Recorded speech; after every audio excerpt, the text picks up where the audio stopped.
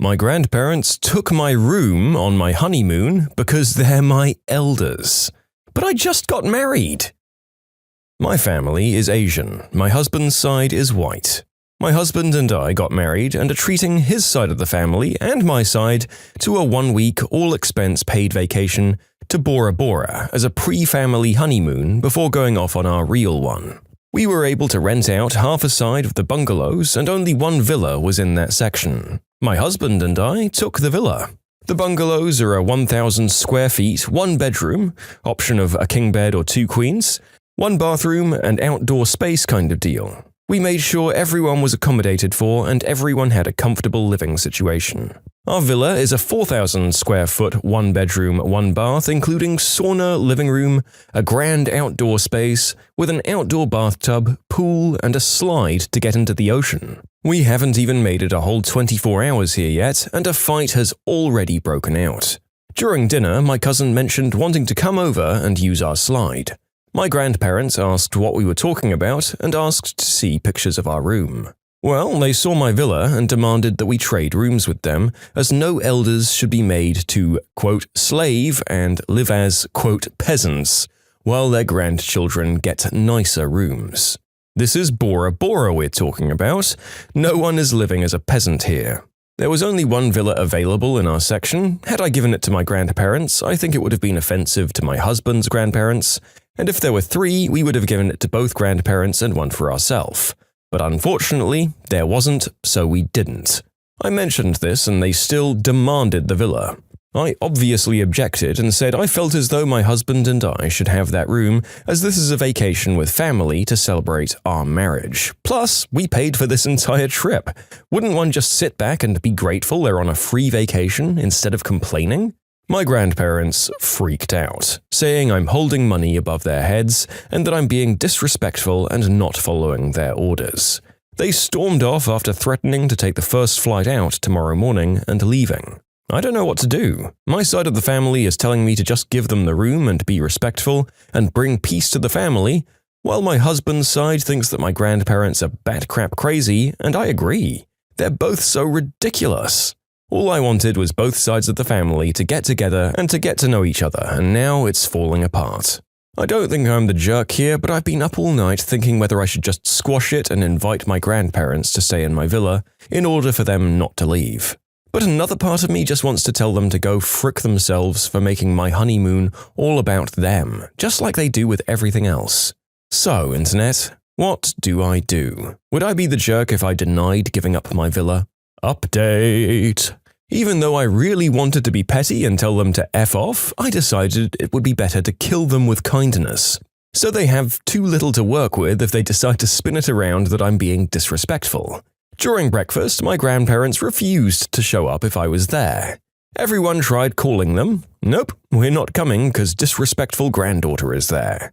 After a lot of persuading and even having to send our baby cousin to their room to soften them up, they decided finally to come. I made the first conversation by asking if they had looked at any flights to leave yet. They could forward the pay stub to my cell if they want. They said they hadn't looked yet and it should be my job if I was kicking them out.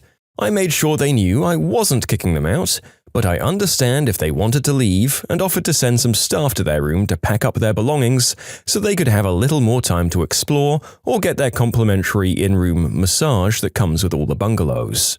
They kind of stopped eating and looked at each other in shock. Every time they threaten not to go anywhere, my family has always babied them and begged them not to leave and offered money or extravagant gifts for them to stay. Well, I'm not doing that. I'll pay for their flight back home, but I've already done enough accommodating them on my honeymoon vacation. So, there you have it. My grandparents weren't even planning to go home. They tried scaring me into begging them to stay, and I called their bluff. After breakfast, I found a flight leaving around 5 p.m. and walked to the main desk to ask them to cancel reservations for that room for the rest of the trip and to send staff to help pack. They also didn't get their complimentary massage because the resort only offers that on 4-night stays or longer. Staff came to help pack and they left half an hour ago. I'm currently in my villa de-stressing before dinner, and some uncles came in, who were married into the family, and confided in me that they were sick and tired of the entitlement my grandparents have had since day one, and they were glad someone born into the family decided to speak up. My cousins came over and honestly couldn't care less that my grandparents are gone. In their words, they kill the vibe. So everyone's happy right now and is using my slide before cleaning up for dinner. I'm happy I was able to stand up to my grandparents without being blatantly disrespectful. I have an overflow of messages and comments that I can't get back to. However, the main question people are asking me is what my profession is. I didn't go the usual Asian route. I actually dropped out of my last year of college and started a fashion line that took a couple of years to take off, but surprisingly skyrocketed a few years ago. My dad is also an entrepreneur. I looked up to him and I'm so glad to have him as an inspiration who paved the way. Don't give up on your dreams. But back to the treatment of my grandparents. Am I the jerk? Your grandparents are the jerks, and apparently everyone who isn't obligated to bow to their every whim because of traditional family values agrees with you. It sounds like even if you have to go to an awkward family gathering with them and they give you the stink eye, at least the other in-laws and cousins will be laughing and clinking a glass with you for your awesome rebellion that one time. And while I know that respect for elders can be a really big part of family life for a lot of people from Asian cultures, I feel like they might have been taking things a bit far by demanding that the bride and groom move out of their suite during their fricking honeymoon. Am I wrong? Sound off in the comments if you think otherwise. You have all the respect in the world from me for actually calling their bluff. Awesome revenge. Oh, you're leaving, Grandma? Let me get the door for you. No, really, I insist. Okay, bye-bye now. Sorry, are you yelling something at me? I can't hear you. Have a safe flight. Oh, we put you next to a baby. Enjoy. I kind of love it, and it was perfect that you were the one to do it. Your husband would have looked like a jerk, and they would have made his every family reunion hell for both of you, and he probably didn't want to inflict that on you. So good on you for showing him that what they were doing wasn't going to be tolerated, even by the people from their own family. If you're in the market for a new grandparent, by the way, the narrator is willing to dye his hair grey and speak in a fake creaky voice, even for the opportunity of the smallest bungalow in Bora Bora. Your old ones clearly don't respect the expense, so I will gladly step in for whatever you're willing to give me. If you like Am I the Jerk, you're probably going to love Am I the Genius.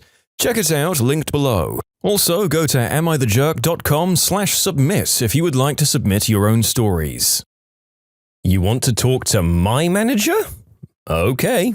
This happened about 13 years ago. I was a field service engineer for a national retail chain. Basically, I was the IT guy who drove around in a company vehicle, servicing the computer networks in the stores. The way the company was organized, there were corporate employees and then there were retail employees. Being a corporate employee, I received corporate stock as a part of my salary, and my starting pay was 3 times the rate of any store manager. Because I was always putting out fires, I often found myself in the awkward position of dealing with store managers who honestly thought that they were the store owners and that I was just the hired help. This was truly ironic, as I did actually own a very small piece of the corporation, whereas the average store manager did not. One day, I got orders to replace a server in the store not too far from my house. I worked out of my house, but I kept parts in the truck, and also the back room of another store nearby. So I showed up to the store where the server needed to be replaced. It was my second stop of 3 scheduled that day. I walk in the store wearing my very obvious corporate uniform and name tag with a logo. The store owner, retail manager, instantly demands to know what the frick I'm doing in her store. I get this all the time, it's nothing new. I calmly explain that my boss wants me to upgrade one of the store servers, a hardware replacement, and I even show her where it is that I'll be working. I explain that it will take about an hour, but the point of service registers might go offline for about 5 minutes. She isn't happy, but she reluctantly allows me into the room where the server is, and I start working. When I'm just about done, the point of service registers go down as I'm switching them to the new server, which isn't fully hooked up yet. It was at this point where I realized I've forgotten to bring a couple of cables that I need to finish hooking the new server into the store network. So I run out to the truck to get the required cables. I'm gone about 2 minutes. When I get back, the store manager is sitting at the table in front of the server, and she's got food spread out all over the table. The server is under the table, and I tell the store manager I need to finish hooking it up, gesturing where it is. She tells me I'll have to come back in an hour after her lunch break. I'm shocked into total silence. Then a cashier bursts into the room, panicked that the registers aren't working and the checkout lines are getting backed up. I explain to the manager that I have to fix the server now or the registers won't work. The manager tells me I should have thought of that before I started working in her lunch break area. I calmly tell the store manager that she'll have to take a break later or find somewhere else to take her lunch. She tells me I'm rude and incompetent and demands to speak to my manager immediately. Okie dokie. I call up my manager using my corporate issue phone and quickly explain the situation, and then walk into the server room to hand the iPhone to the store manager. While she's on the phone with my manager, I head out the front of the store to explain and apologize that the registers are going to be down a few more minutes. I can't hear exactly what the store manager is telling to my manager, but I can tell that it's a heated conversation and I clearly hear the word fired mentioned a few times. It's clear that the store owner, retail manager, wants me to be fired for daring to try interrupt her lunch break.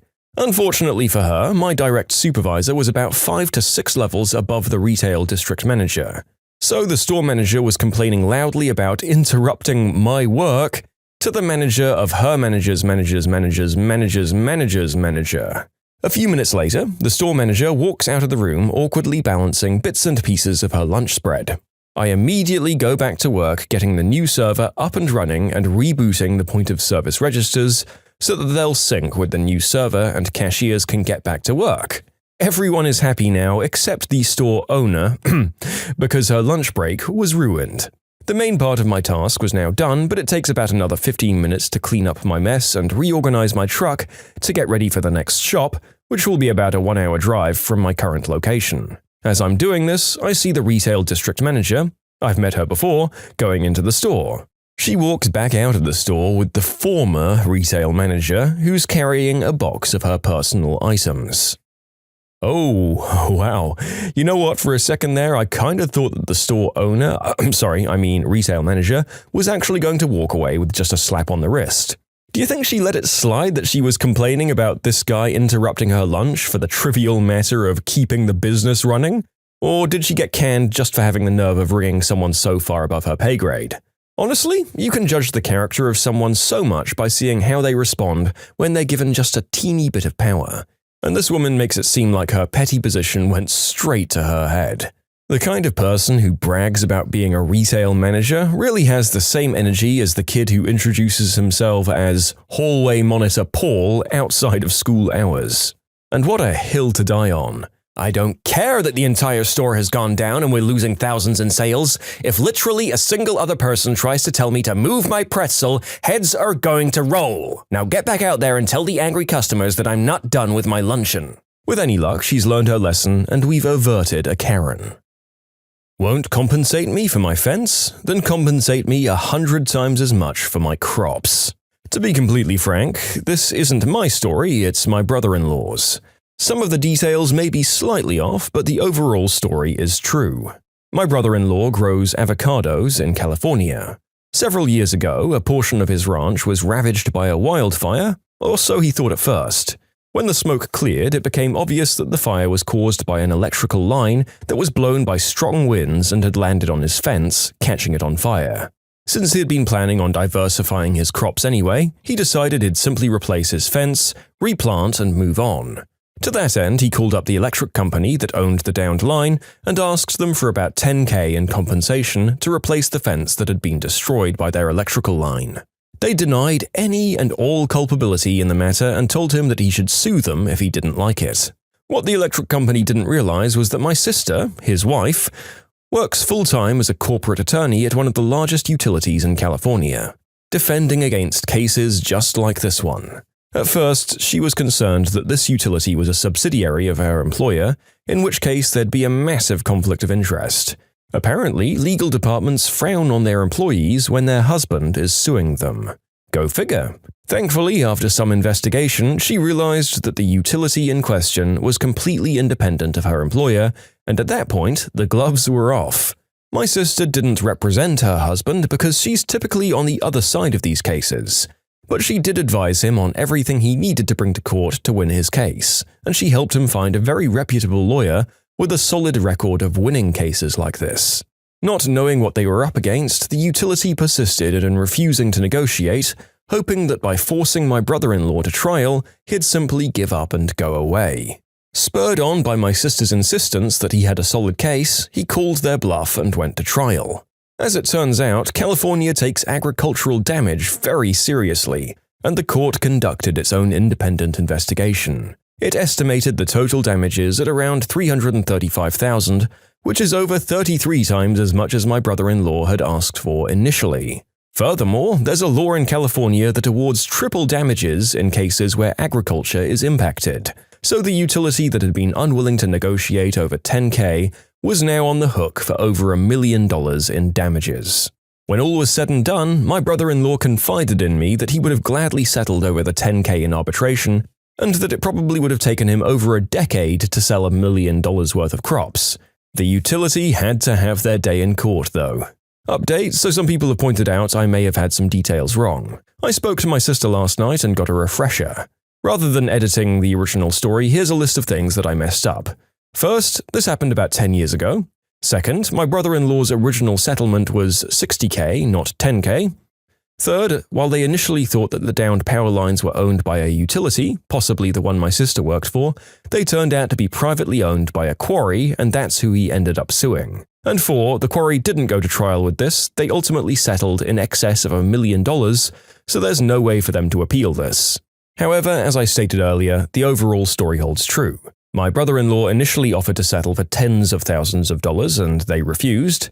He lawyered up with my sister's assistance. My sister knew he was going to win this because, as a defense attorney for a large utility in California, she had been settling cases like this all summer long. And after my brother-in-law lawyered up, the quarry ended up having to pay out in excess of $1 million to settle the case, as opposed to the tens of thousands of dollars he was initially willing to settle for. Here are a couple of commonly posted misconceptions that are flat out wrong. First, that this was an act of God, so no one should have had to pay, and my brother-in-law should have just sucked it up. He didn't have to suck it up because the owners of power lines are responsible for ensuring that damage to power lines doesn't impact nearby infrastructure. They're responsible for placing the lines in a manner that ensures they're a safe distance away from flammable objects. Failure to do that is negligence. He didn't sue over acts of God like the loss of power or the damage to the lines.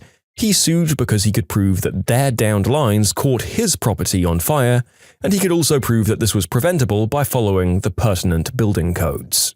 Second, that my brother-in-law will never see a dime of that once the lawyers take their cut and the appeals are exhausted.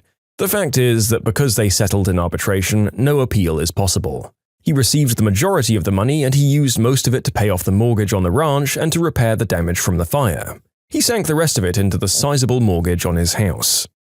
It's wild to read stories like this over amounts of money that there's a good chance the narrator will never see in his lifetime. I can sympathize with him getting up in arms for tens of thousands of dollars because that sort of damage is something that could potentially ruin my business for a good portion of time, so you can bet that I'd be up in arms and asking everyone I could for legal advice. But to get an amount in damages more than 20 times what I'd lost is something that would change my life, and I suspect changed his. The big business that tried to screw an avocado farm out of 10 to 60 grand for a fire that was blatantly their fault are the jerks here. I guess it's true what the boomers are saying. You can save a lot of money if you stop toasting avocados. Okay, I stole that joke from a commenter on the story. It was just too good.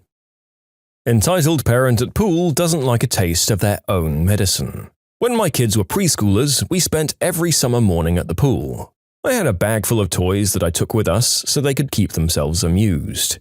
In about the middle of July, a mum and her preschooler started coming to the pool. My kids were cool sharing their toys since this kid had none with him, until after about 2 weeks he started demanding my kids' special toys that they were playing with. The entitled mum looks up from her book and starts berating my children for being mean and not sharing. She tells them to give their toys to her son. I reached over and took her book. When she asked me what on earth I was doing and told me to give it back to her, I responded with her own words. "Why are you being so mean? You should share." She lost her mind. I just kept on responding that what's good for adults is good for kids. So if she believes my kids aren't entitled to the private use of their own property and are mandated to share with others, then she believes the same goes for this lady. She couldn't have it both ways. I asked her to choose a way she wanted to live. She packed up in a huff and we never saw her again. I'm all for kids learning to share, but that's a lesson we preach when kids refuse to share toys that they aren't currently using, like the selfish little gremlins they can be. It seems like your kiddos were a lot more generous than many others of their age, and that they were more or less doing it right to begin with. Telling them to share doesn't extend to the cases where a kid just waltzes up and seizes things that other people are using without asking them. Good on you for making an example of this lady for not practicing what she preaches. Apparently, she didn't appreciate it though. Imagine denying your kid the pool just because you got owned one time. Suck it up, lady. When you subscribe, make sure to hit the bell to turn on notifications. Put the playlist on in the background to finish listening to all the stories. Or if you want to check out some great music, check out easymode.com. If you like Am I the Jerk, give Am I the Genius a shot. Everything linked in the description.